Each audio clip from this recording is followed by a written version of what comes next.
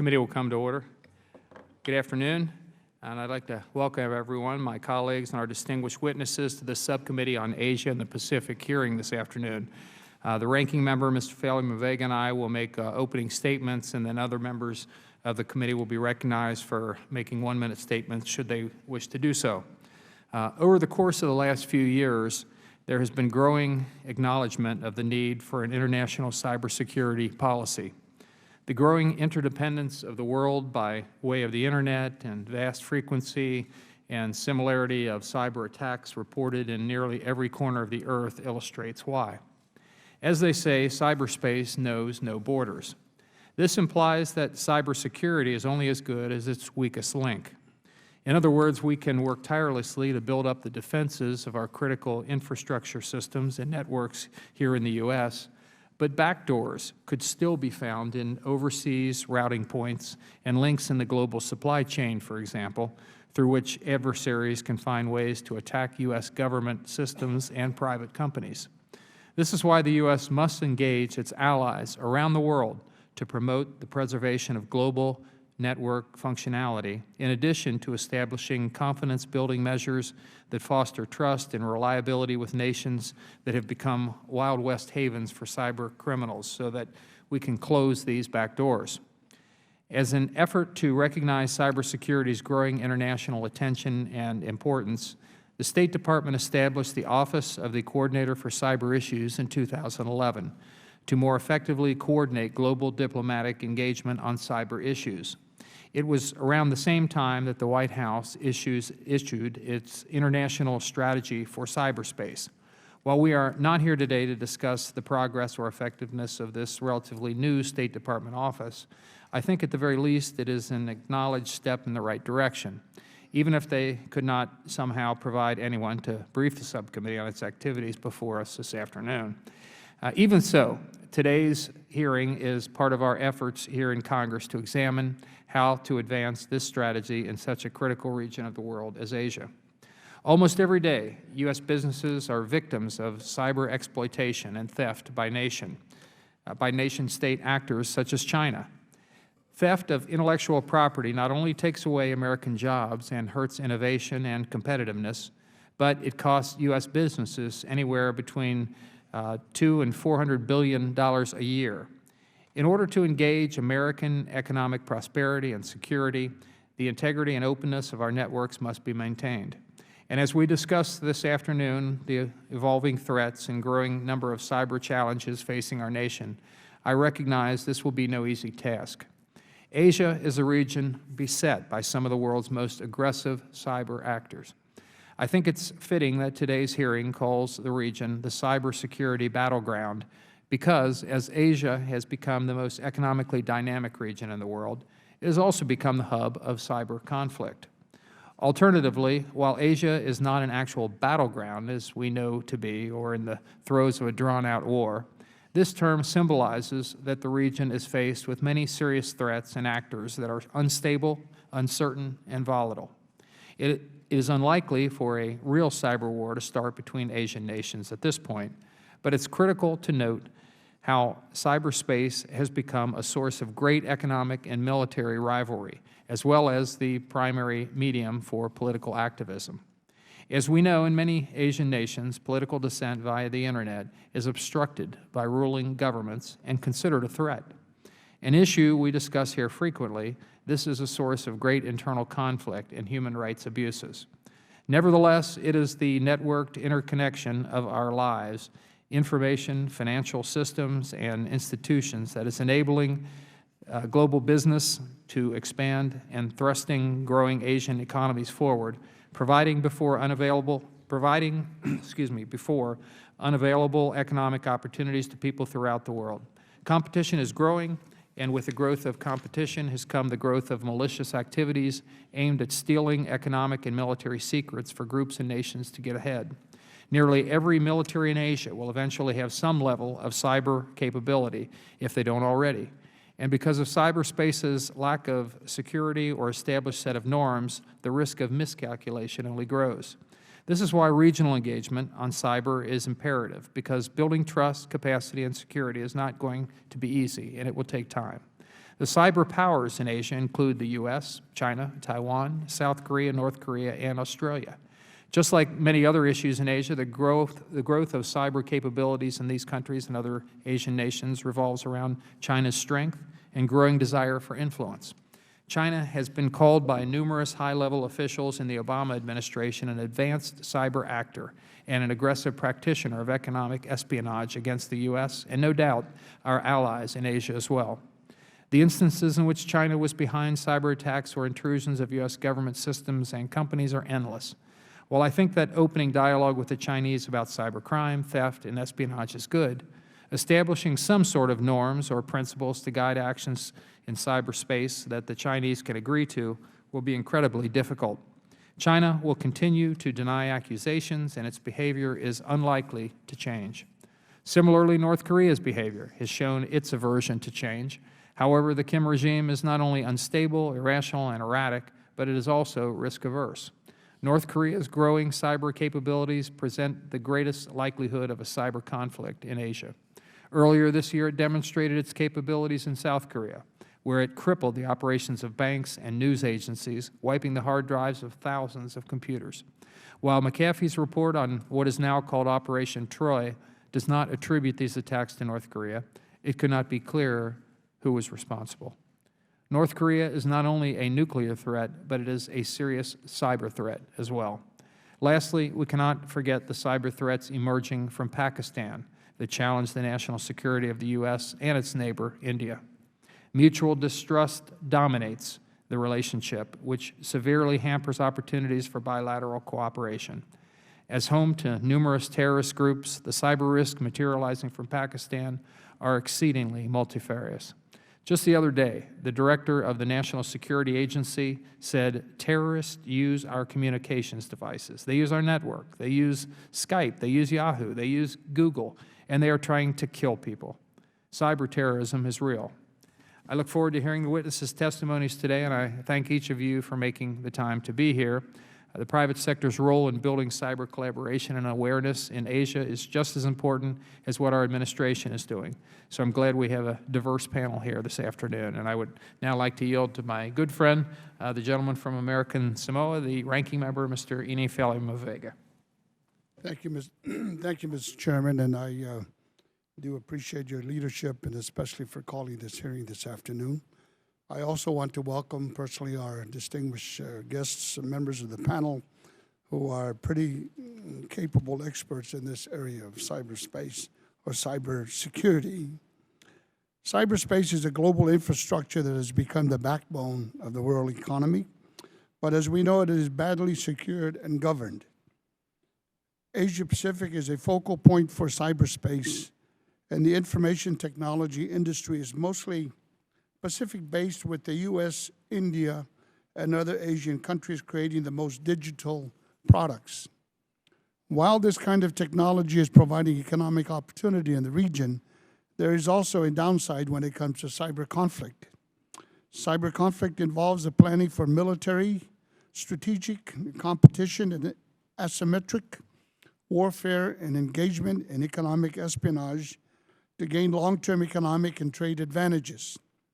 Cyber powers include the United States, China, Taiwan, South Korea, North Korea, and Australia, New Zealand, and Japan and India are exploring military cyber capabilities as well.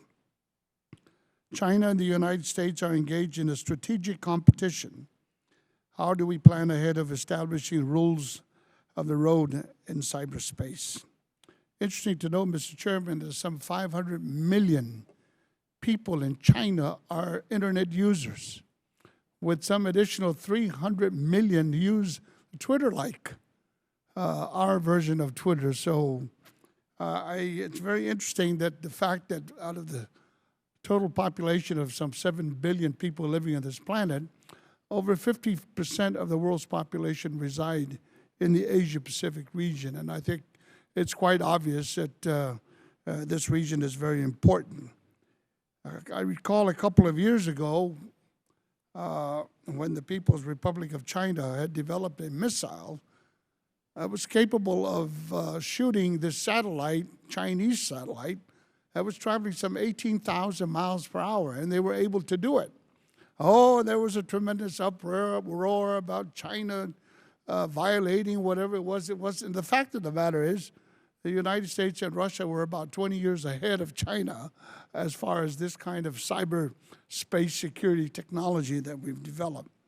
I think it's important that in terms of what is happening in countries like China, I'm a little more optimistic to the fact that because of this number of internet users, despite the problems with security and the way the government controls this technology, fact of the matter is I don't see how any government is ever going to be able to control public demand and wanting to use the way it is done right now in China. And I think it's going to come out with better results in terms of greater freedom and greater access to the Chinese consumers or whatever it is that they want to do as far as developing and improving their economic well-being. And with that, Mr. Chairman, I look forward to hearing from our witnesses this afternoon. Thank you. Thank you. We'll now recognize members in case they would like to make 1 minute in opening statements, and we do it in the order that they arrived once we started. The gentleman from Pennsylvania, Mr. Perry, is recognized. Thank you, Mr. Chairman. Gentlemen, ladies, thank you for your time and testimony today in advance. Consumers and government, private companies have grown increasingly reliant on cyberspace to manage projects, reach potential clients, serve their constituents, and disseminate mission-critical information. Unfortunately, as you know, cyber threats have more than kept pace, and according to reports, this year will be an even more sophisticated assault on business, private citizens, and government organizations. Former Secretary of Defense Panetta warned government and business leaders to be prepared for an escalation of cyber attacks. Rather than simply being prepared for a disruption in organizations' activities in cyberspace through denial of access regimes, leaders need to develop strategies to handle destructive behavior that cripple systems or corrupt data. There's been no shortage of recommendations to address this concern because of the immense value of information shared on secured networks and systems. Private sector companies have a financial and competitive incentive to safeguard their intellectual property and to ensure novel innovations are brought to market. Public sector entities must safeguard sensitive information, including intelligence reports, citizens' personal information, and financial data, and national security information, to keep it secure and protected from those who wish to harm our people and our economy. In light of our military and economic strategic shift to the Asia-Pacific region, it is increasingly important that we put great focus on this area of the world when considering cybersecurity policy. I thank you. I look forward to your testimony, and I yield back. Thank you. The gentleman's time has expired. The gentleman from California, Mr. Baer, is recognized for a moment. Thank you, Mr. Chairman. Thank you, Ranking Member, and thank the witnesses. We live in an interconnected world. We live increasingly in a world and an economy that is global and interconnected, and that does create more efficient marketplaces. It does create more efficient opportunities for us to move information, for us to a more efficient financial marketplace. But with that interconnectedness are real threats and vulnerabilities, and the opportunity for us to come together as democratic countries, as freedom-loving countries, particularly countries like the U.S., India, Taiwan, South Korea, Japan, to really protect this interconnectedness and protect what the future looks like, but at the same time be very cognizant of the threats and vulnerabilities. I look forward to hearing from the witnesses on how we allow this marketplace to grow, how we allow this interconnectedness to grow, but again, being vigilant of the threats that they pose and how we protect us from those threats. So thank you. I'll yield back. Thank you very much. Gentleman yields back. And if there are no other members that wish to make opening statements, we'll go ahead and introduce the panel at this time. Our first witness will be Dr. Phyllis Schneck. Dr. Schneck is the Chief Technology Officer for Public Sector at McAfee, Inc. In this role, she is responsible for the technical vision for public sector applications of security and global threat intelligence, cybersecurity technology, and policy strategists, and leading McAfee security and intelligence initiatives and critical infrastructure protection and cross-sector cybersecurity. She has served as a commissioner and a working group co-chair on public-private partnership and co-chaired the Critical Infrastructure Protection Congress. She is also the chairman of the board of directors of the National Cyber Forensics and Training Alliance. Previously, Dr. Schneck served for 8 years as chairman of the National Board of Directors of the FBI's InfraGard program and founding president of InfraGard Atlanta. Named one of the Information Security Magazine's top 25 women leaders in information security, she has briefed the governments of Japan, Australia, and Canada on information sharing and infrastructure protection. Dr. Schneck has also served as Vice President of Research Integration for Secure Computing, Vice President Enterprise Services for E-Community Security, Vice President of Corporate Strategy for SecurityWorks, Inc., and was founder and Chief Executive Officer of Avalon Communications, among many others. She received her Ph.D. in computer science from Georgia Tech, and we welcome you here this afternoon.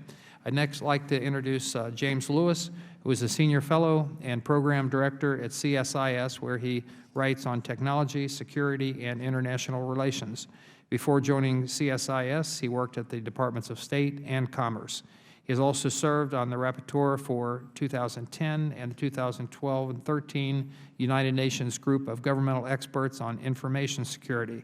His current research examines the political effects of the Internet, asymmetric warfare, strategic competition, and technological innovation. Mr. Lewis served or received his Ph.D., so Dr. Lewis, from the University of Chicago, and we welcome you here this afternoon. And finally, we'll have Carl Frederick Rauscher, who is Distinguished Fellow and the Chief Technology Officer of the East-West Institute. Leading the Institute's worldwide cybersecurity initiative, he oversees strategic Track 2 bilaterals among the world's cyber superpowers, China, India, EU, Russia, and the U.S., pioneers policy for norms of behavior for cyber conflict, advances emergency preparedness for crisis in cyberspace, and helps foster innovative problem solving in the private sector. He recently led and authored reports for 3 major bilateral between the U.S. and China and Russia. He previously served as the executive director of the Bell Labs Network Reliability and Security Office of Alcatel-Lucent. Mr. Rauscher has also served as an advisor for senior government and industry leaders on 5 continents, including as vice chair of the U.S. President's National Security Telecommunications Advisory Committee, Industry Executive Committee, as leader of the European Commission-sponsored study on the availability and robustness of electronic communications infrastructures. Mr. Rauscher is the founder and president of the nonprofit Wireless Emergency Response Team, which led search and rescue efforts using advanced wireless technology in the disaster sites of September 11, 2001, and the 2005 Hurricane Katrina New Orleans flood. And as I say, we welcome all 3 here this afternoon, and you'll each be given 5 minutes to testify. There's a lighting system on the desk there. The yellow light will let you know you have 1 minute to wrap up. The red light will let you know that your time has expired, and we'd ask you to wrap up by that time, and then we'll all have 5 minutes to ask questions. So Dr. Schneck, will go to you first. You're recognized for 5 minutes. Thank you, and good afternoon, Chairman Chabot, Ranking Member Falley-Vega, and other members of the subcommittee.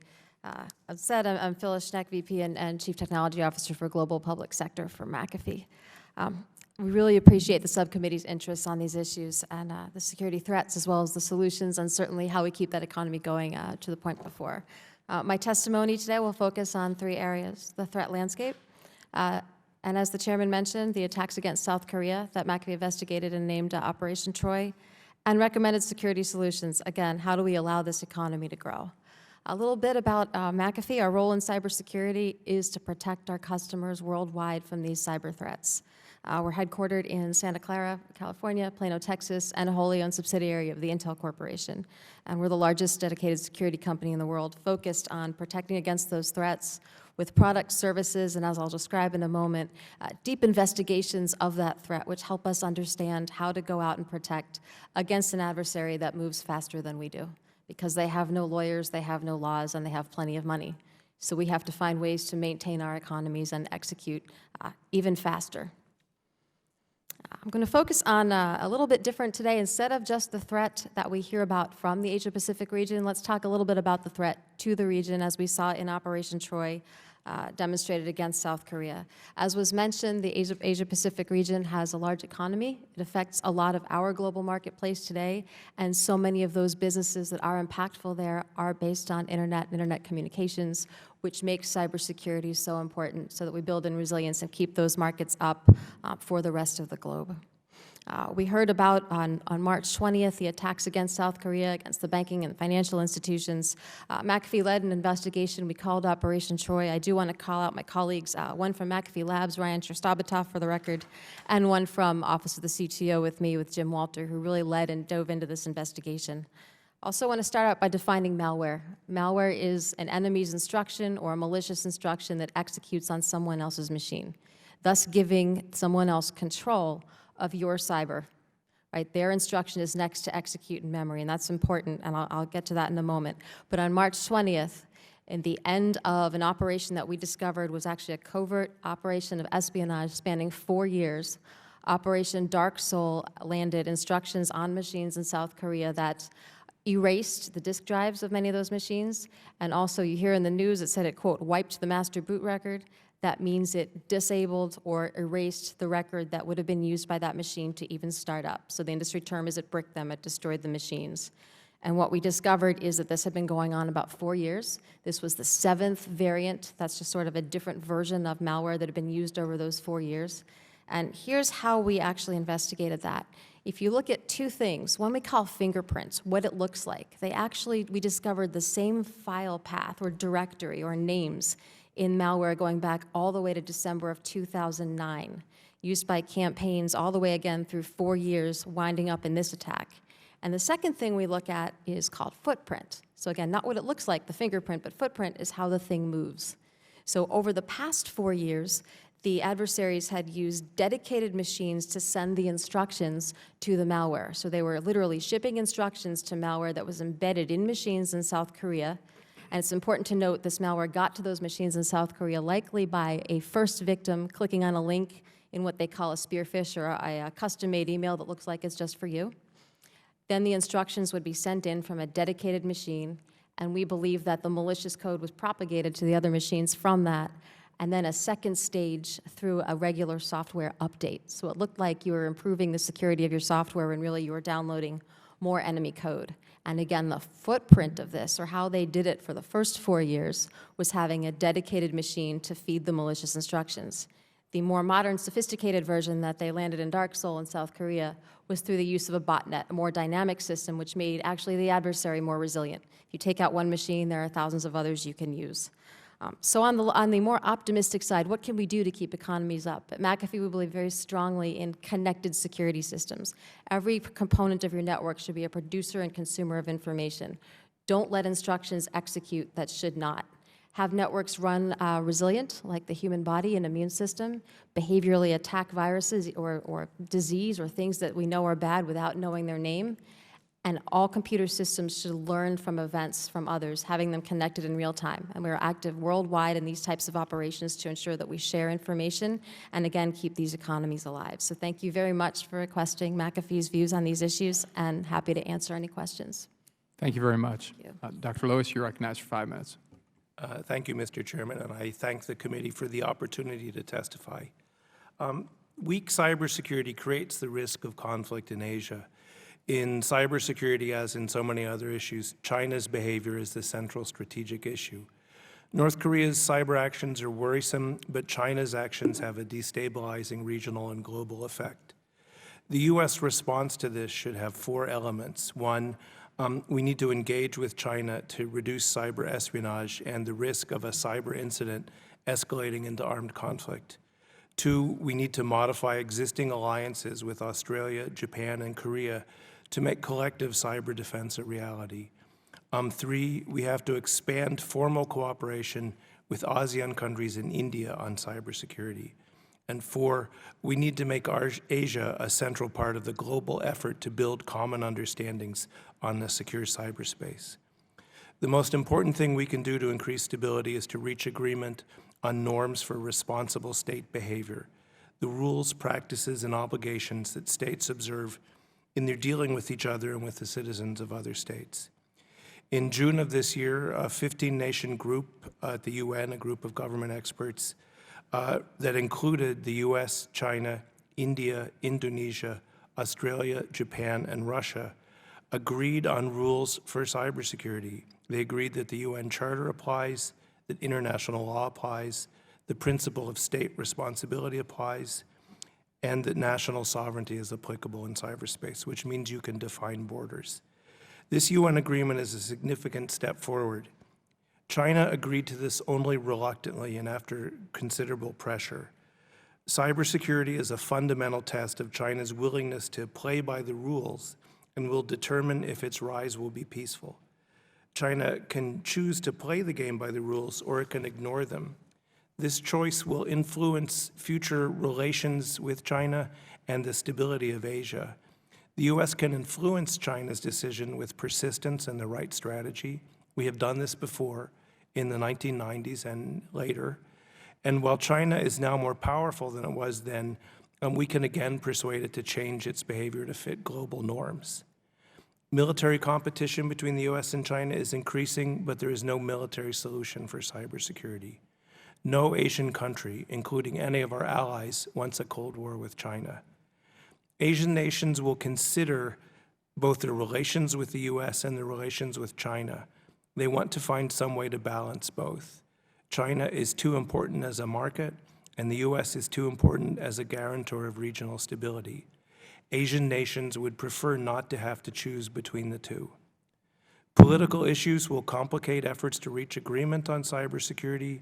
Many Asian nations want to regulate content, citing pornography and online gambling as examples of web services that they would like to block. It is also too early to measure the effect of the Snowden revelations on U.S. efforts to build international agreement on cybersecurity. Making sure that Asia does not become a cybersecurity battleground will require sustained engagement with China and cooperative arrangements with other Asian nations on cybersecurity. Reaching agreement will not be easy, nor will it be quick, but it is the best and probably the only way to advance U.S. interests. I thank the committee and look forward to your questions. Thank you very much. Mr. Roush, you're recognized for 5 minutes. Good afternoon, Mr. Chairman, members of the committee, and fellow panelists. My name is Carl Frederick Rauscher, and I'm the Chief Technology Officer and a Distinguished Fellow of the East-West Institute, where I lead the Institute's Worldwide Cybersecurity Initiative and its new Cyber Policy Lab. I'm pleased to be before the committee today to testify about cyber in Asia. I've submitted my full statement to the committee, which I asked to be made part of the hearing record. Without objection, so ordered. Thank you. I'll now move to give a brief opening statement. I'm an electrical engineer that has spent over 25 years in the Bell Labs environment. In the course of my year, I've provided guidance on ultra-high reliability and ultra-high security applications to senior governments on 5 continents. As the primary challenges of reliability and security have shifted in recent years from technology to policy, my primary association is now with the East-West Institute. EWI is a global think and do tank whose board of directors comes from the highest levels of government, business, and civil society, and has had bipartisan and international representation from the East and the West, allowing it to maintain its neutrality and fiercely guarded independence. My recent publications include India's critical role in the resilience of the global undersea communications cable infrastructure, fresh tracks for cybersecurity policy laterals, updating the Track 1 and Track 2 paradigm to track Kappa, Epsilon, and Phi, a Russia-U.S. bilateral on critical infrastructure protection, rendering the Geneva and Hague Conventions into cyberspace, and a China-U.S. bilateral on cybersecurity, fighting spam to build trust. Perhaps of interest to the committee, this last publication was recently singled out by the New York Times editorial board as recommended reading for Presidents Obama and Xi prior to the recent June 2013 California talks. The point of my testimony today is that policy innovations that break through the East-West ideological gridlock are essential for the stability of cyberspace. I see solutions to the current predicament between the U.S. and China that are based on a major overhaul of ideological and political regimes as having a low probability of success. Thus, my focus is on real, tangible steps toward progress that will actually make cyberspace better for all of us. There are 4 key aspects of navigating the solution space. First, recognizing that U.S. and China have both shared and unshared, or simply different interests. This is what makes the world interesting and also very dangerous. Second, regarding the shared interest, there is potential for cooperation. However, the current environment of growing mistrust impedes straightforward understanding of each other's interests. Third, the contour of cooperation can be optimized if we, A, extend cooperation into new areas based on enlightened understanding of actual shared interests, and B, pull back cooperation where shared interests are not, after careful examination in reality enjoyed. And fourth, an optimized contour of cooperation of shared interests can reset the tone for discussions, giving both sides the confidence that the relationship can improve as steps of new cooperation are taken. As we have found with the success of the fighting spam work, we can now move into arenas of higher complexity and higher consequence. I offer some tangible evidence that demonstrates the doability of breaking through policy gridlocks with Asia in cyberspace by pointing out examples of recent successes. We are encouraged that to date we have forged 27 innovative recommendations that break through policy roadblocks, and most encouraging, we have seen within a short period of time an uptake of these recommendations by major companies and governments. In fact, over 50% of the innovative recommendations are being implemented, and over a quarter are now institutionalized for long-term sustainability. The first examples I draw attention to are the 2 recommendations and 46 best practices of the Fighting Spam to Build Trust report, which was prepared jointly by a combined dream team of Chinese and U.S. subject matter experts and stakeholders.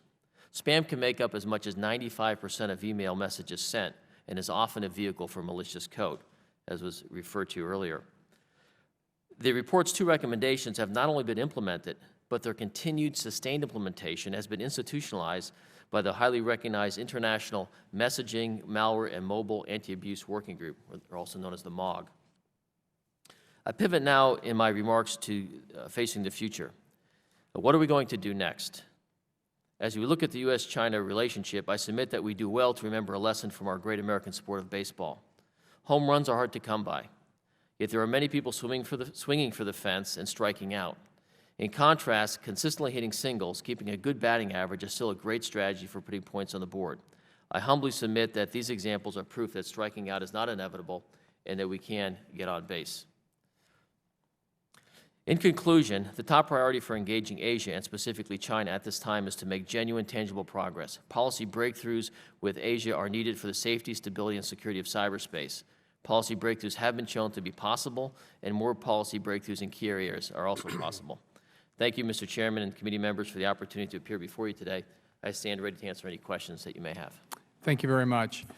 Before we get into the 5-minute questioning by panel members, I'd like to, the Chair would like to call on the gentleman from Georgia as recognized for a moment, Mr. Collins. Mr. Chairman, I do appreciate it. And Dr. Schneck, I just wanted to, as from Georgia, I could not let it pass by. Although I represent the University of Georgia Tech is a wonderful institution. She would, for those in the audience who don't know, go Dogs, but Tech is also my heart as well. But you can go back. But just your expertise and the way you have represented in your doctorate coming from Georgia Tech is and the instruments and where you played in this field and the expertise that you give your alma mater a wonderful name, and I just wanted to say that for the record. This is a huge issue. It is the defining issue, I believe, for the next number of years in not only our warfare but also in our relations between countries. And I could not let it go without recognizing your accomplishments and achievements from the fine institution of Georgia Tech. Thank you very much. Any response? I would love to say thank you. You know the response I need to give someone from Georgia. I cannot say that in this venue, but thank you so very much for your comments, and I did really love my time in Georgia. Well, I'm going to be having to leave, so I wanted to make sure I recognize that fact. Thank you so much. Thank you. I'll now recognize myself for 5 minutes.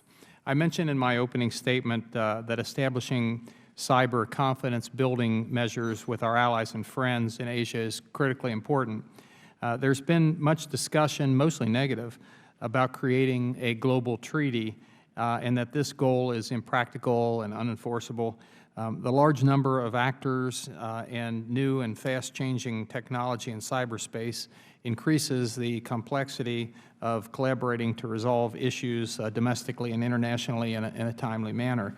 Because of the cross nature of cybersecurity, different countries in Asia have different interests concerning privacy, openness, and the regulation of cyberspace, vastly different in some cases.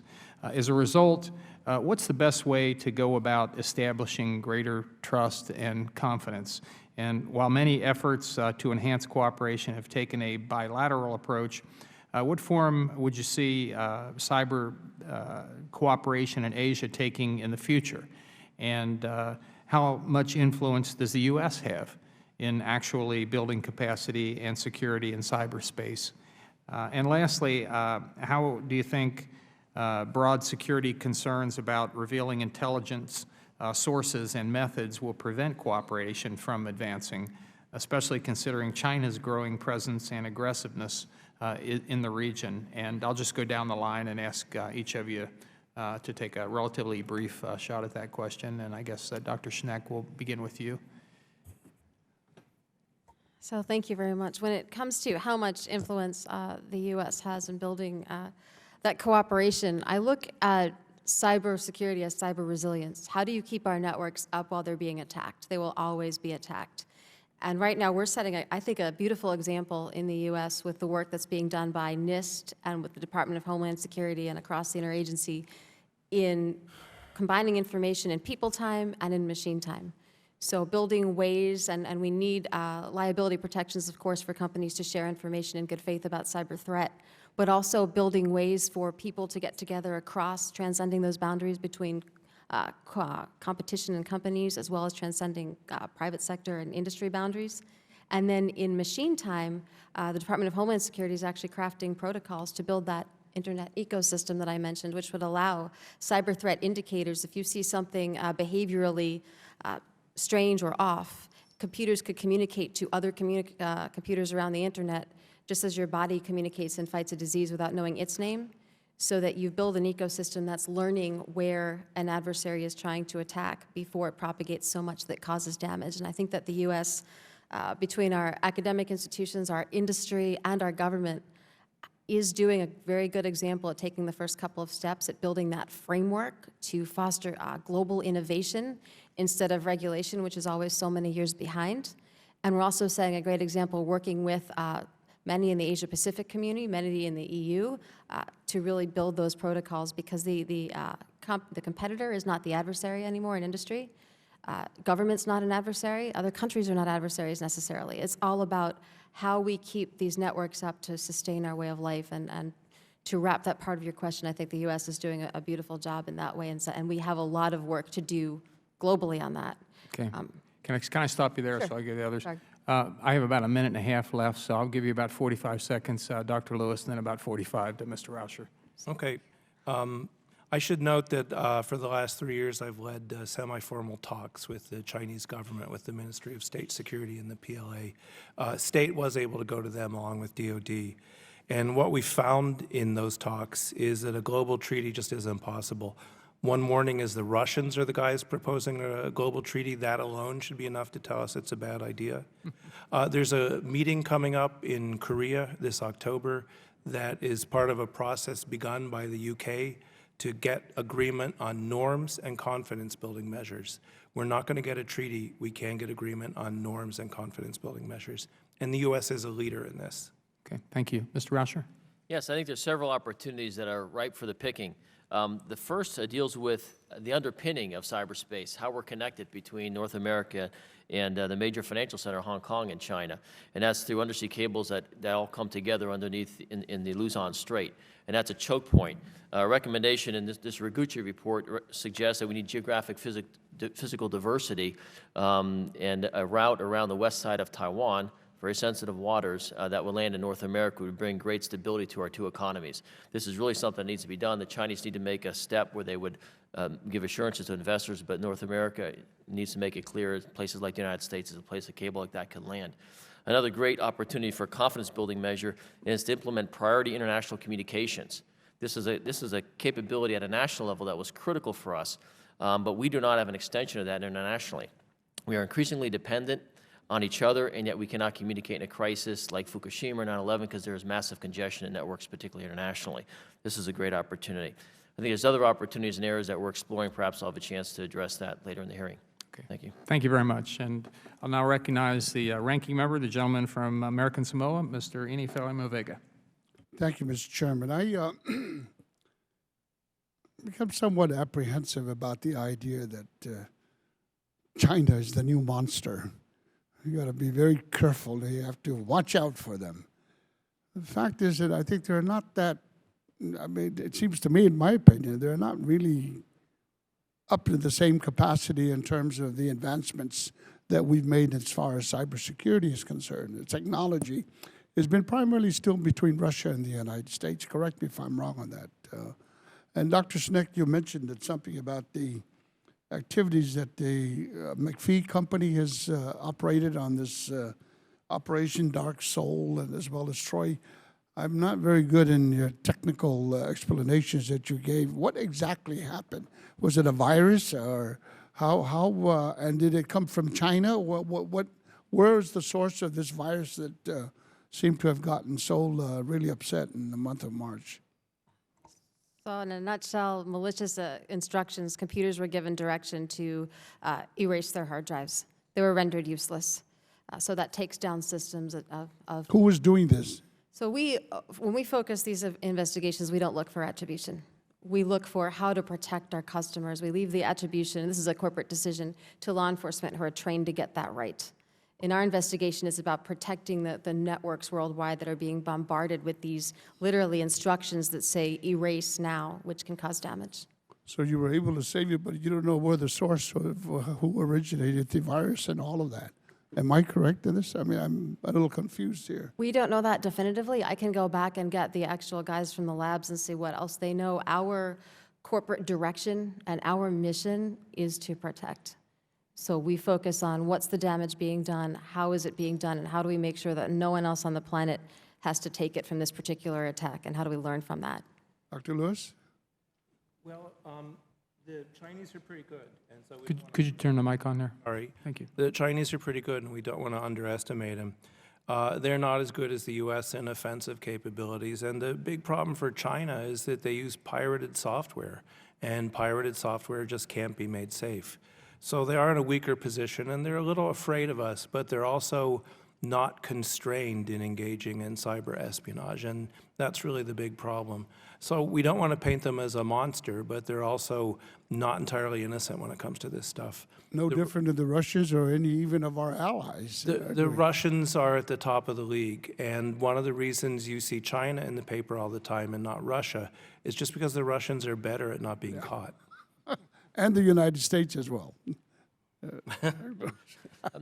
Cyberspace has an inherent intrinsic vulnerabilities that in the ingredients that make it up. And so, in fact, if you removed Asia from the map, if Asia didn't exist, the fact is, we must face it, America, our government, our businesses, our personal information is still exposed just as it is now. And so we're fundamentally at risk because there are intrinsic vulnerabilities within the ingredients that make up cyberspace. The networks that connect us, the software that controls things, and hardware that obeys the commands that it's given. So our reliance on cyberspace is the first-order problem. The malicious actors who take advantage of vulnerabilities in cyberspace, no matter where they come from, are the second-order problem. I mentioned earlier the fact that some 500 million Chinese have access to the internet. That's a pretty good number as far as potential marketing, business, consumer, and demands and all of that. If you were to do it in terms of proportions, how would any government be able to put any kind of controls if that number of people are currently using the internet, even alone here in the United States? I seem to look at this as a positive trend rather than saying that it's bad. That people having access to the internet is something that we should be careful about. I don't know. Maybe you could help me on that. I've got 30 seconds left now. Yeah, my observations are that China's primary concern regarding hacking is unlike ours. They're concerned about the insider threat. They do have, they're very challenged about controlling their own citizens. On the other hand, quickly to contrast with India, they still, well, they're the third largest country in terms of online population. They have a very low penetration rate yet. Only about 10% of them are online. And so malicious actors are able to exploit the relatively low maturity of their IT, information communications technology in their country. I'm sorry, my time is up. Thank you, Mr. Chairman. Thank you. Gentleman's time has expired. The gentleman from Pennsylvania, Mr. Perry, is recognized for 5 minutes. Thanks, Mr. Chairman. So, since we know what China's interested in and what they're not interested in having their population informed. They are interested in stealing intellectual property from various countries, including ours, and they've been pretty prolific as far as we know and suspect and announce.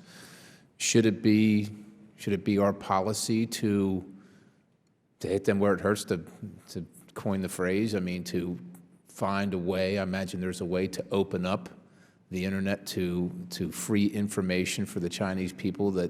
I mean, what would you say should be our plan from a national security standpoint regarding cybersecurity and diplomacy with China to avert? Because all the warnings, all the discussions, all the announcements seem futile.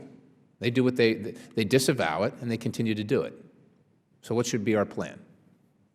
In private, they aren't disavowing it anymore. So it's interesting to see that their public posture and their private posture has changed. We went through something like this with China before regarding non-proliferation, and the steps we used there probably will work in this case. You need to engage the Chinese directly and tell them this isn't what responsible nations do. You need some kind of agreement on what is responsible behavior, and the U.S. is helping to build that. You need your allies and partners to come in and say the same thing. That was very helpful before. And it's going to be a long process. It's going to be hard. You will need to think of measures that will help encourage the Chinese to think the right way. And some of the things that do this could include putting people on treasury lists to prevent them from banking in the U.S., putting them on no-fly lists, sanctioning Chinese companies.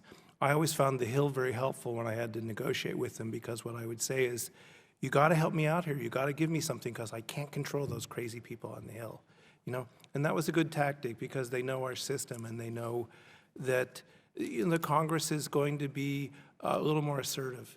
And so putting together a package of engagement, allies, and possibly some kind of sanctions, including informational sanctions like you were talking about, I think that will get us there. It will take a number of years, but I don't see an alternate path. Yeah. I think the internet is going to win. Once the power of the devices and the systems that we have, so to speak, is the connectivity. And so if you limit the connectivity, you're not going to be as competitive in research or in business. And so at a global level, countries are going to want to be connected to the internet to be competitive. Once they do that, there's going to be the free flow of information. No matter how good you are, just simple mathematics, or once you're connected, if you think of that as a 1, your filtering could only be something less than 1. Perfect filtering would be a 1. So if you're 95%, you're really good at filtering, that 5% of information on the internet is a vast amount of information, incomparable to anything that we dealt with like in the Cold War in the 50s and such. So I think with that amount of information that the internet delivers, the internet will win. And so if we are able to keep the internet as is now, as a robust place for the marketplace and for education and learning, it's going to be a very powerful force, even more so in the future than it has been to date. So the Budapest Agreement says that retaliation by, let's say, U.S. companies, retaliation against cyber crimes is disallowed, right? Or essentially, what are United States companies supposed to do to proactively protect themselves? As opposed, understand they buy McAfee, right? I'm sure that's a great line for you, right? But to me, I feel like we're dealing on something on a higher level. And once all your information's gone, or your proprietary information, or your employee information has been compromised, it's too late, and you can't unring the bell. So what proactively can they do? Is there some method of some type of retaliation that would be authorized? So I think, look, this is about making everybody more secure and more resilient and safer, because the internet is a wonderful thing and it's not going anywhere. It makes life better. What we need to do is reduce the profit model. Right now, the adversaries are doing very well, and we're not putting anything in between that. But yet we look at bank robbery, and that's pretty much stopped because it's not worth it.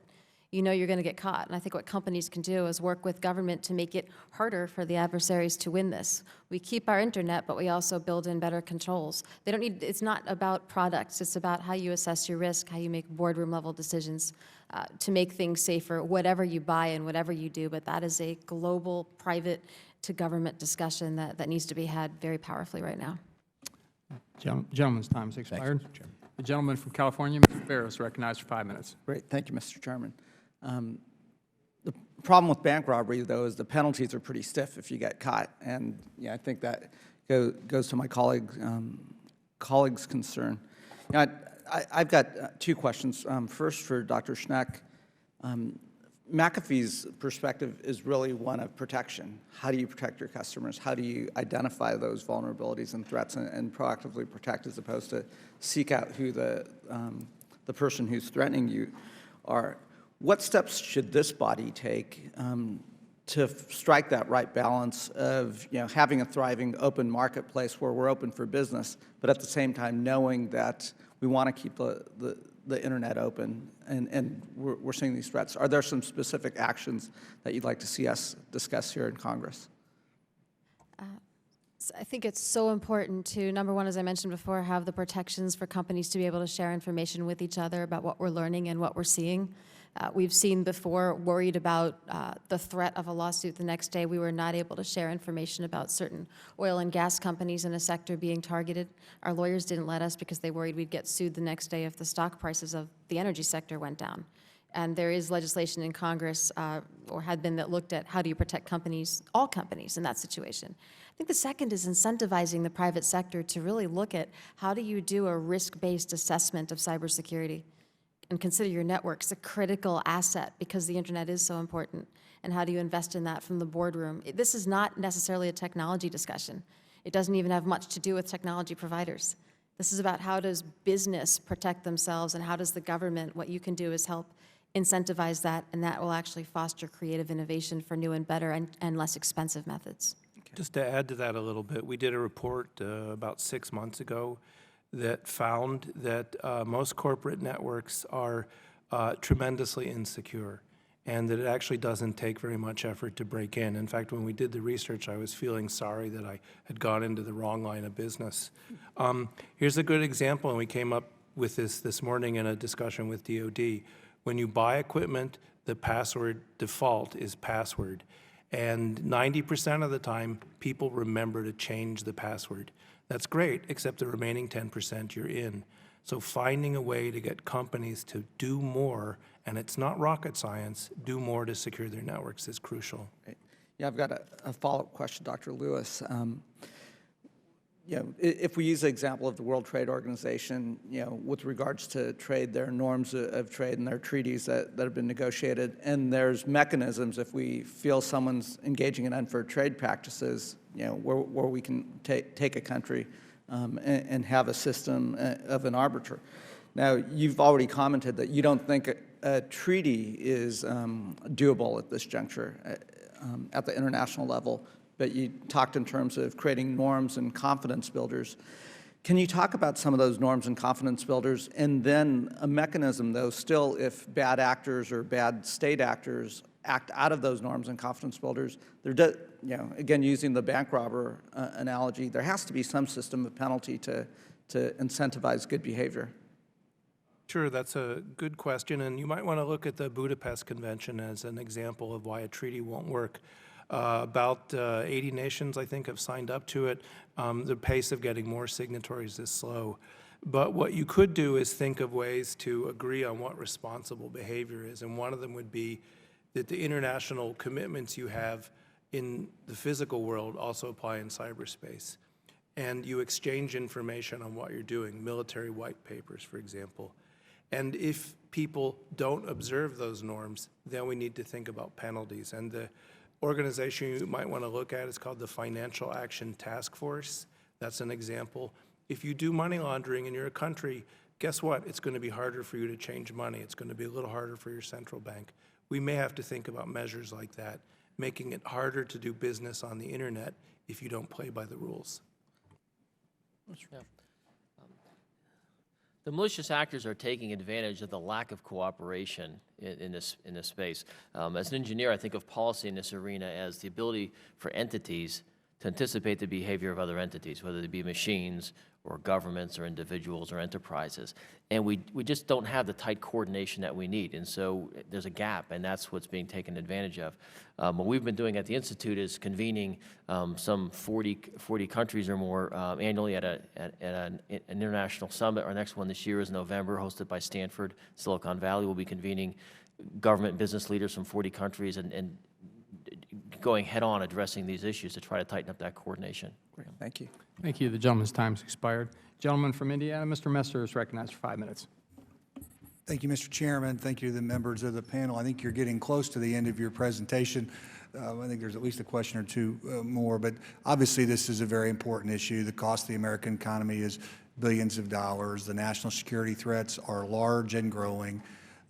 There's little doubt that, it's no doubt that rogue nation states are participating in these attacks, and that it's a complex problem that's going to have complex solutions that require a lot of cooperation. You've talked a little bit, each of you in the panel, about the role of business and the role of government in solving this problem. Is it more business or more government? Well, I guess I'll start. You know, for traditional issues like security and trade, for military issues, that has to be the government. And part of the reason for that is that other countries expect it to be the government. The Chinese once told me, there's really no such thing as the private sector. You know, it's all government. So for those issues, trade, security, armed conflict, it's got to be government. Other issues, it's not so clear. And when we talk about innovation or technical standards or business relationships, that probably should be a private sector lead. Yeah. And as you answer, pardon me, and as you answer, you've cited the need for cooperation. Could you cite any examples of where cooperation has occurred? Because I think some of those examples might be illustrative of the question. I could cite an example.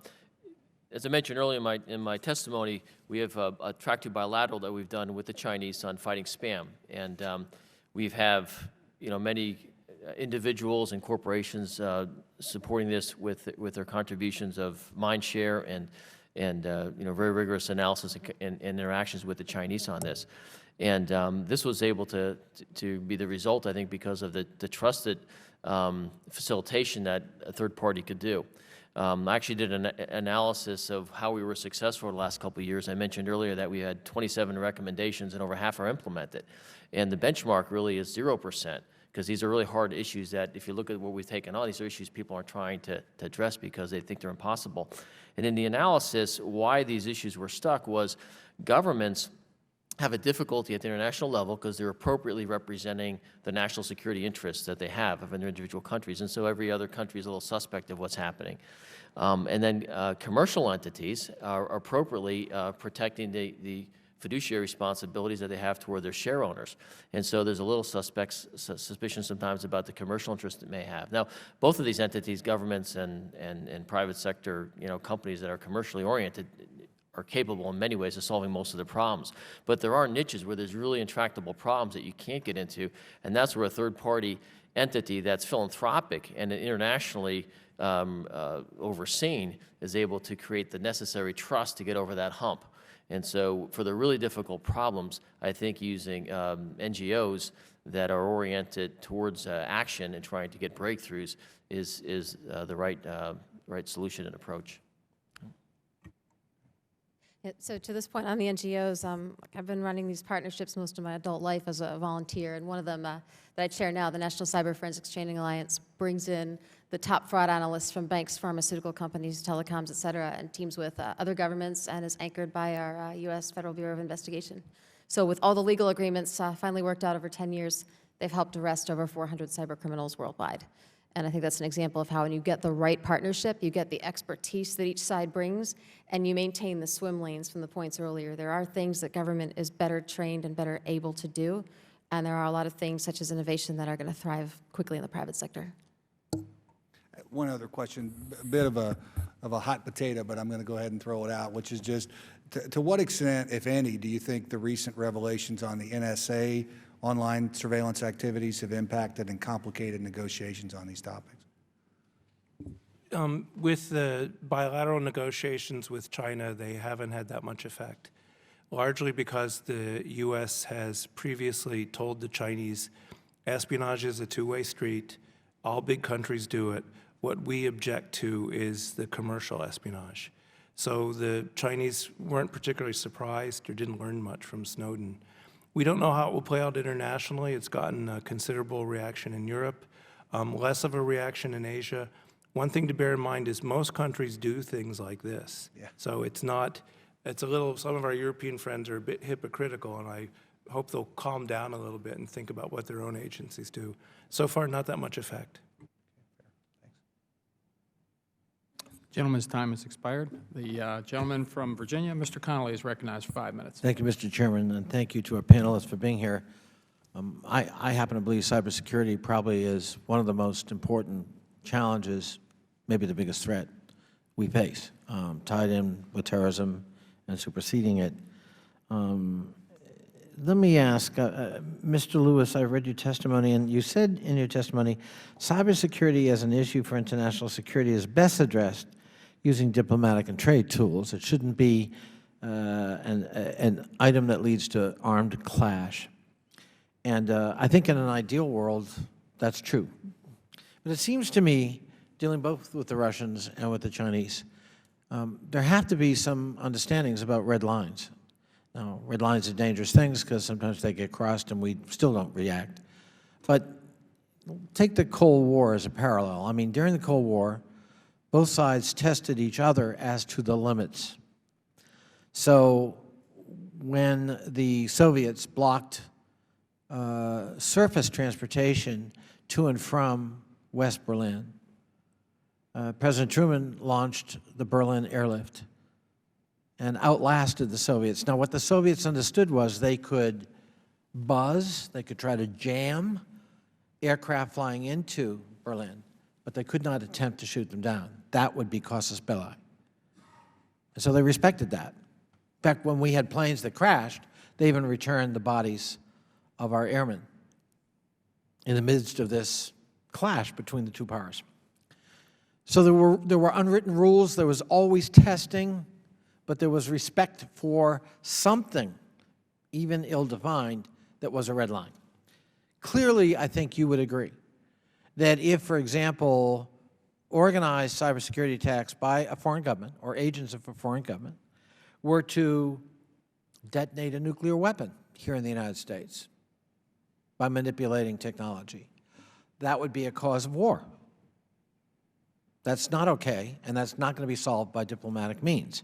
If you shut down, now, so where is that line? What are the examples? We don't want to be too specific by implying that everything else is okay, but I guess I'm worried that maybe the Chinese, and for that matter, the Russians, in testing us and in exploiting the vulnerability of technology, they are perhaps underestimating the backlash that can occur here, that can most certainly lead to armed conflict.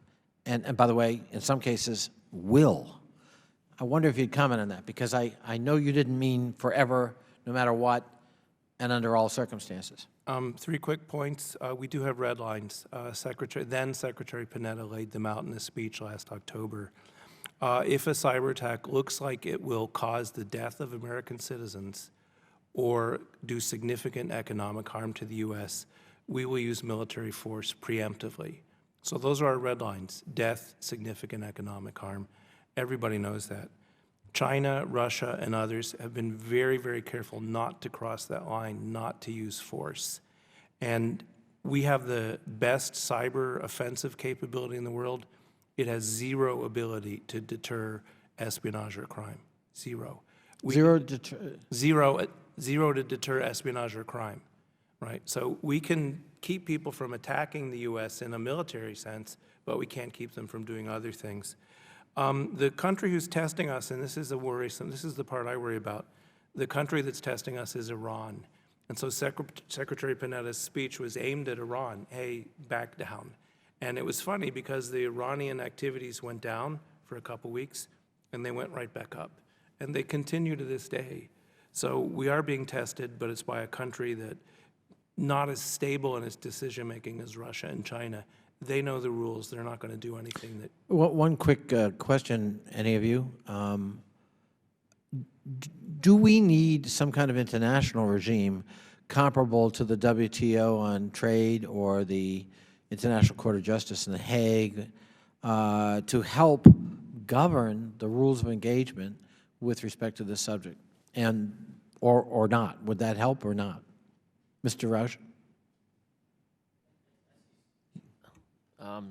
I see three spheres. I see humanitarian, national security, and commercial. I think that the first two have rules that can pretty much be aligned in, and I think the commercial one does need more cooperation. I'm not sure if the type of entity, what it should look like, if it's intergovernmental or otherwise.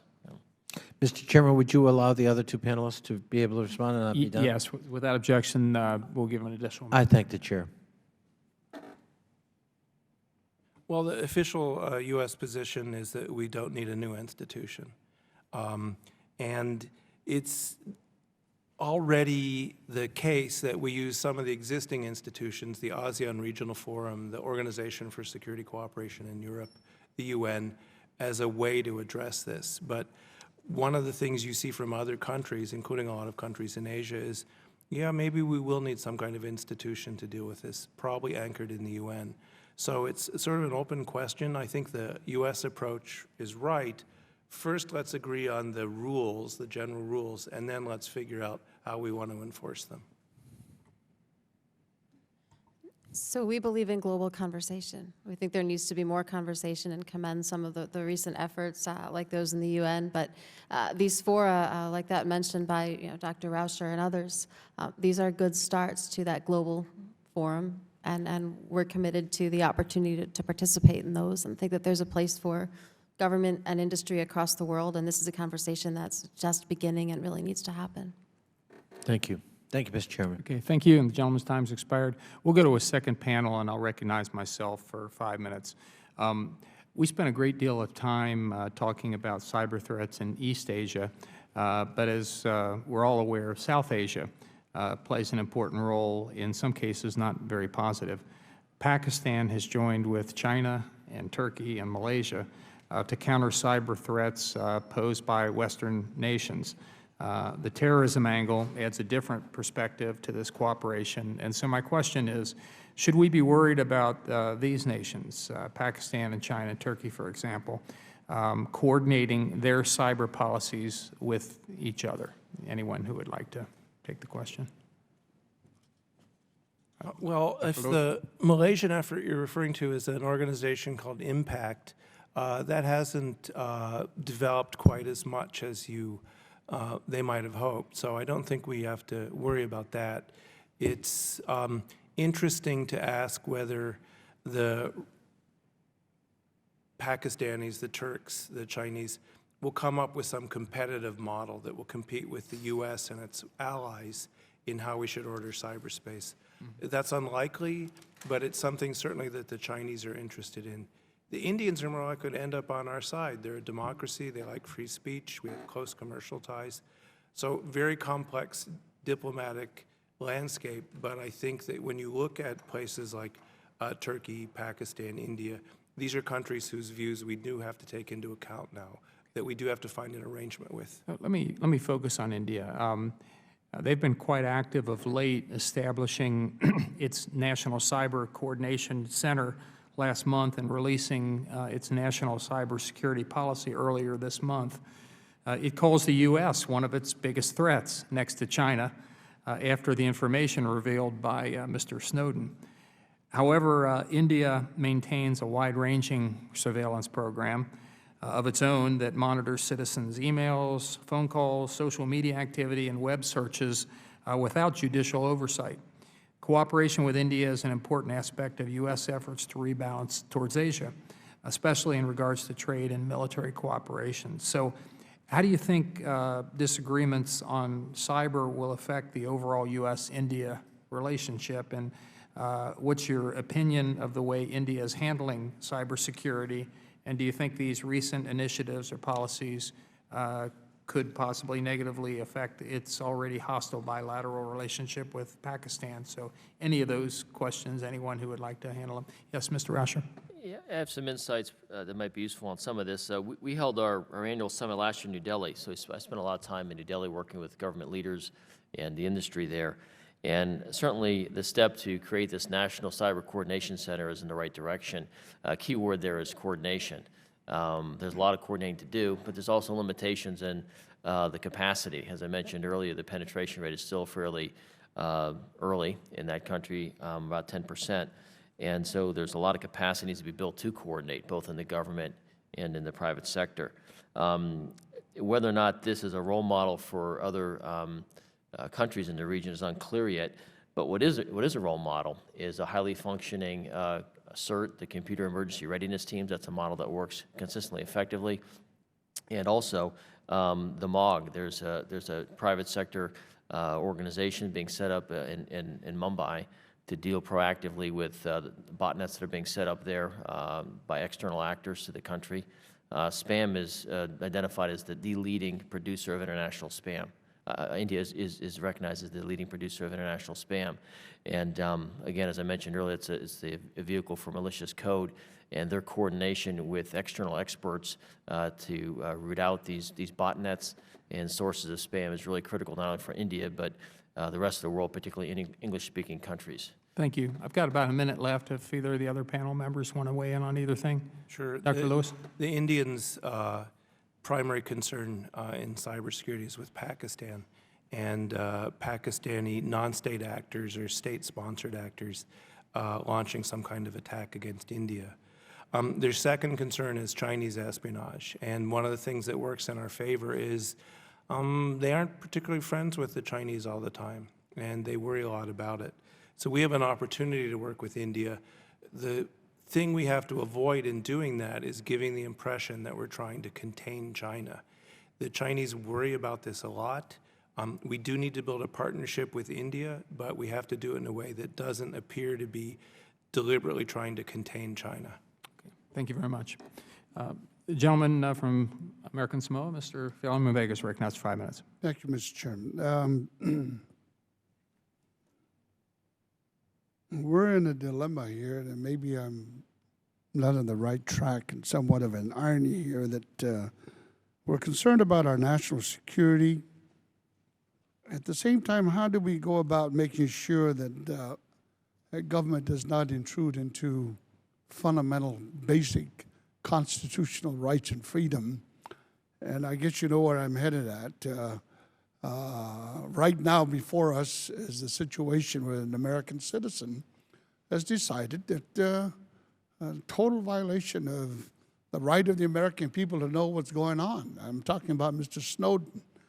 How do we put Snowden's situation here with what we're talking about as far as cybersecurity, the intelligence, the spying, the espionage, and all that is going on? And by the way, it seems that it is not just towards China, but our own allies. And of course, our own allies spy on us too. So where do we measure the sense of balance of what was raised earlier when we talk about cybersecurity in that regard? Please. Well, I think it has been humbling for us as Americans who travel abroad and talk about these issues, what's happening in our own country. And I am proud when I go anywhere in the world to talk about the ideals. I think we have the best country that's been set up in history. And I think if we look back to our founding fathers and the challenges they've given us in the Constitution, we could get some direction to answer your question. I know when we look at this issue, we're often looking at the Fourth Amendment, but this is a bit bold, and pardon me a little bit, as I'm an electrical engineer here, but I actually think that information is power. And when I look at the Second Amendment, that's the place where our founding fathers boldly, set up this power balance with the people. And I think that we should look for the analogy from the Second Amendment to say, as the government seeks to use technology to enhance its ability to protect national security legitimately, that it needs to look at how it affects the balance of what the power that the people have, not independent courts that are kind of private, but the actual people, the public, have in terms of information regarding what the government's activities are. So I think there's some insight. It's not a completely traced proposal, but I think that there's a principle there in our Bill of Rights that gives us some insight into how we should handle that. I think it's important for us to continue to carry the mantle of freedom. We've done that for generations now in our country, and we need to continue to do that for the rest of the world. The only thing that disturbs me about Mr. Snowden's situation is the fact that when you are in this kind of a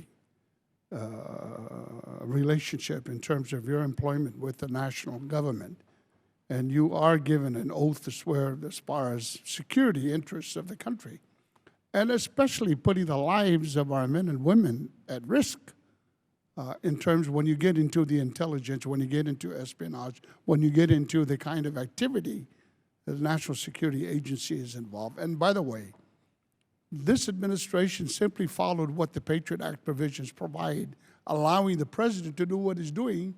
And there's nothing illegal in what the president of this administration has done as far as putting out these feelers, or if you want to call it, whether it be in our European Union country allies or any other country in the world. But what, again, he goes back again, does Mr. Snowden really believe that that what our government has done is beyond the rights that have been given under the Constitution of our country, as far as the freedom to know? Snowden's kind of a naive child. I mean, if he had a brain, he would have gone to Brazil, right, where they don't have an extradition treaty. But he did bring us to a debate that maybe we should have had, and it has to be an open debate over the balance between surveillance and privacy. It wouldn't hurt to have greater transparency. You know, you could publish FISA findings with things blacked out. But we have to recognize, and this is getting lost, there's a trade-off between privacy and security. And what I worry is that we will overreact to Snowden's foolish revelations and constrain our ability to protect American citizens. We need that debate. Greater transparency would be good. But let's not forget this is what is protecting us. Dr. Snick? Yeah, there's nothing more important than that balance of privacy and security. For our national security and for our country, all the other stuff aside, information protects information, and we need security and privacy to protect each other. That's what we're here to protect, is our way of life, and our way of life as global citizens and as Americans, and that takes data, and it takes data to protect data, and we need to find the right way to make sure that we maintain that in an electronic world. Again, Mr. Chairman, I truly want to thank our panel of experts here this afternoon. It's been a most entertaining and educational experience for me in understanding more about cybersecurity. Thank you, Mr. Chairman, and I want to thank the panel as well. Thank you very much, and we'll conclude with a gentleman from Virginia. 5 minutes. Hello again. Mr. Lewis, let me pick up on something you said and play devil's advocate, and I do genuinely mean devil's advocate. You said that, yeah, we need to work with India, but we have to be very careful that the perception is not that we're somehow tilting against the Chinese or ganging up on them. Chinese are very sensitive about that. Devil's advocate question, why should we care? I mean, here's a country that is cheating. They're cheating on intellectual content. They're cheating on the protections of intellectual property.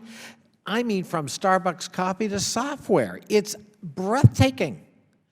Rather than invent their own, they just steal it from us. Let us do the R&D investment. They're stealing military secrets using cybersecurity hacking attacks. It's systematic. It's not rogue elements running around in China who can control them. This is actually headquartered in the military compound, run by elements of the Chinese People's Liberation Army. It is wholesale, status-supported theft and a direct threat to the national security of this country as well as some others. So why wouldn't we openly cooperate with India to send a message that we are prepared to protect our interest and work with those who want to work with us? And yeah, it's at your expense. You've been engaged in all kinds of things at our expense. Why should we be so sensitive to China? No, that's a good point. And the Chinese would probably say, we're both threatening to play devil's advocate, is that you guys don't care about our feelings and you're trampling over them anyhow and you're trying to contain us. I think I look at it from the perspective of, you know, we're in the phase now where we need to persuade the Chinese to change their behavior. We cannot coerce them. They're too big a country. The only way you're going to coerce them is if we go to a war. That's in no one's interest. So we need to persuade them. We need to avoid conflict. And the Chinese are paranoid. One of the things I think that would be useful is if the Chinese, especially the PLA, moved away from the sort of Maoist heritage of everyone's trying to get out, everyone's trying to get us. So in thinking about how to shape the Chinese internal politics, I think that, you know, this open approach, we've just started to try it. We've just started engagement. Let's see how it works. There are factions in China that want to work with the U.S., that want to move in the right direction. Let's encourage them. 3 years from now, 4 years from now, if it hasn't worked, then we can think about stronger measures. I guess I would suggest to you that my own observation over 4 decades is the Chinese respect power and sometimes little else. So they're there now, let's try to work this out, and my try not to do that again approach is not one that's very efficacious and not one that's respected in Beijing. And at some point, it seems to me, we have to protect our own interest, economic, political, military. I'm not arguing for a forceful, armed conflict, but I am arguing for much tougher enforcement and teeth with it than has occurred heretofore. No, I think that's right. I think we will get to the point where we'll need to use punitive measures to encourage the Chinese, but we want to do it in a careful fashion. They're afraid of us, right? They look at us and they know we're infinitely more capable than them. We are all over their networks, right? Their networks can't be defended. So we don't have to send the message, we're mad at you and we could overpower you. They already know it. So I want to find a way to work with them. If that doesn't pan out, give it a few years, and if we get into a harder place, sure, think of harder measures. But we don't have to scare them, they're already afraid. Final question. What's your assessment of the talks between the new president of China and President Obama on this subject? Well, the State Department says the talks went very well. So I know that comes as a newsflash. And I think actually they did. In some of the preparatory meetings, Chinese officials told us that China is reconsidering its position in light of the changes in the international environment. The Chinese know they have a problem. They know they have to change. How much they will change will depend on how consistently and persistently we press them. Overall, I'm confident if we can maintain this effort for 3 or 4 years, we will be in a different place. If we back off, you're right, the Chinese will just revert to their normal behavior. But they are interested in saying, how do we get to a deal with the U.S.? What does a deal mean? It's true that their first thing was, oh, okay, we agreed to a working group. Doesn't that make you happy, right? And I think the American side was good in saying, no, it's nice that we have a working group, but we need to do more. And they agreed to more talks. They agreed to work on norms. So we're on the right path. It's a big country. It's going to take a while to talk them out of it. When we did this in proliferation, it took 4 or 5 years to get them to change. Mr. Chairman, Mr. Lewis's answer to me at the beginning, the State Department said the talks went very well. Reminded me of that famous incident with Ronald Reagan when he was president. He was on the White House lawn, and a scrum of reporters were shouting out questions. He either couldn't or feigned he couldn't hear, and he was with Nancy Reagan at one point. And so she says in his ear, but it gets picked up, "We're doing the best we can." And he goes, "We're doing the best we can." I remember that. The talks went very well. Thank you very much. God bless Ronald Reagan. I want to thank the panel for their testimony here this afternoon. It's been very helpful to the committee. Without objection, members will have 5 days to submit questions or revise remarks. And if there's no further business to come before the committee, we're adjourned. Thank you.